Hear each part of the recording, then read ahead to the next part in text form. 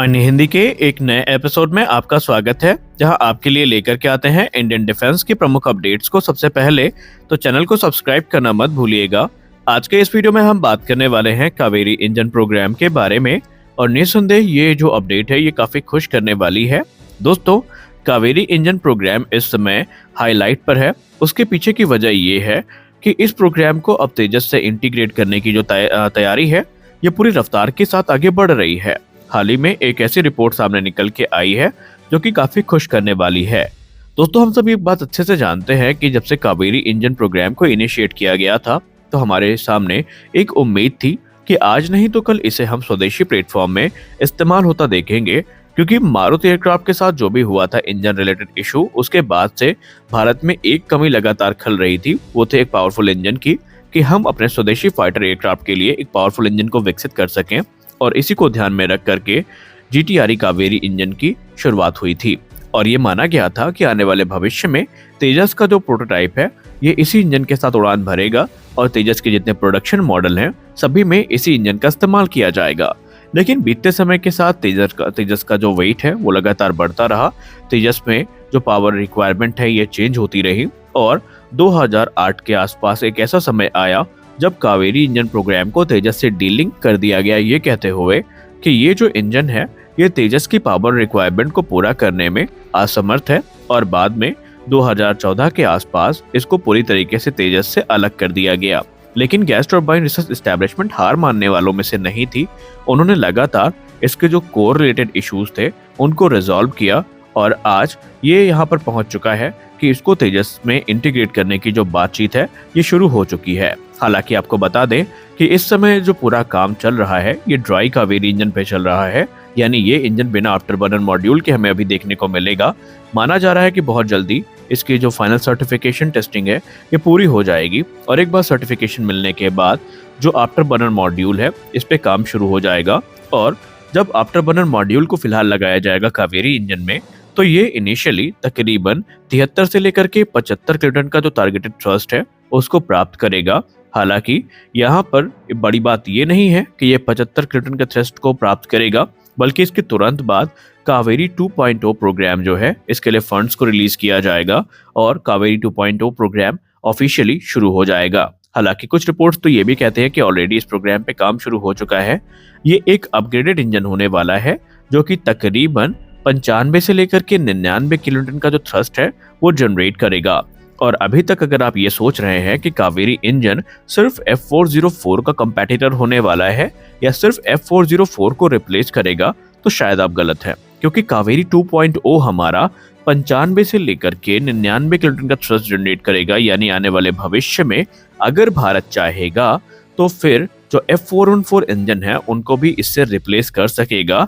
और अगर रिपोर्ट्स की बात मानी जाए तो ये तेजस मार्क 1A और तेजस मार्क 2 दोनों एयरक्राफ्ट के लिए एक कंपैटिबल इंजन होने वाला है, यानी सुटेबल इंजन होगा जिसका हम इस्तेमाल कर सकेंगे। लेकिन अब भाई आप लोग ये सोच रहे होंगे कि ये सिर्फ हवाई तीर है, अगर लगा तो ठीक, ना लगा तब भी ठीक, लेकिन ऐसा नहीं है।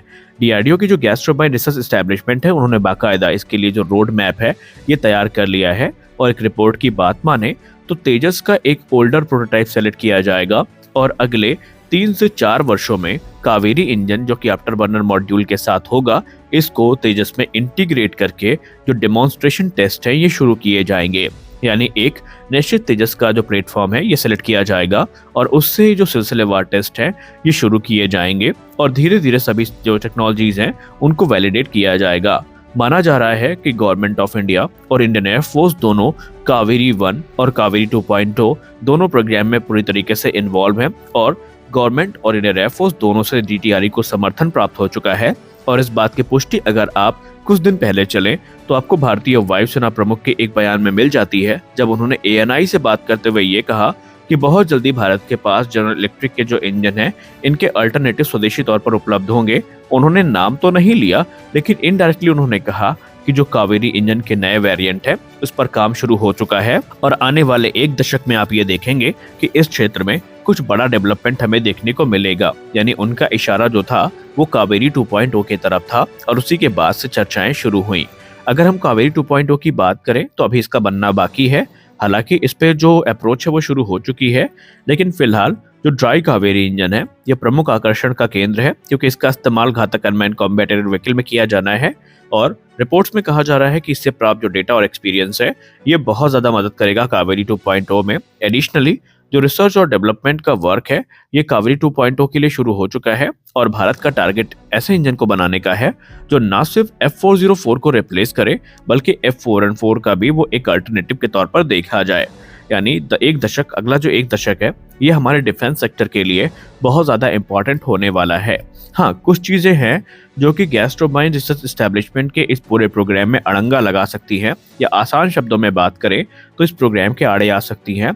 वो है कुछ फैसिलिटीज का ना होना, जैसे अभी तक हमारे पास कोई जो फ्लाइंग टेस्ट बेड है वो एयरक्राफ्ट नहीं है, हमारे पास हाई एल्टीट्यूड टेस्ट फैसिलिटीज नहीं है, इसके अलावा और भी कुछ जो क्रिटिकल इंफ्रास्ट्रक्चर हैं जो होने चाहिए थे वो नहीं है।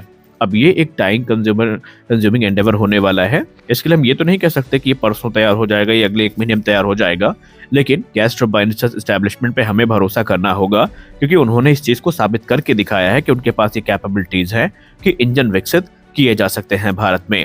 अब रही बात फ्लाइंग टेस्ट बेड की, तो आपको याद होगा वीनेशन 111 की एक रिपोर्ट में हमने आपसे स्पष्ट शब्दों में ये कहा था कि फ्लाइंग टेस्ट बेड को लेकर के आज से नहीं बल्कि 2000 के दशक से जो बातचीत है ये गवर्नमेंट ऑफ इंडिया के साथ शुरू करी गई थी। सबसे पहले भारतीय वायुसेना के जो पुराने एयरक्राफ्ट है उनको यूज करने की बात कही गई थी।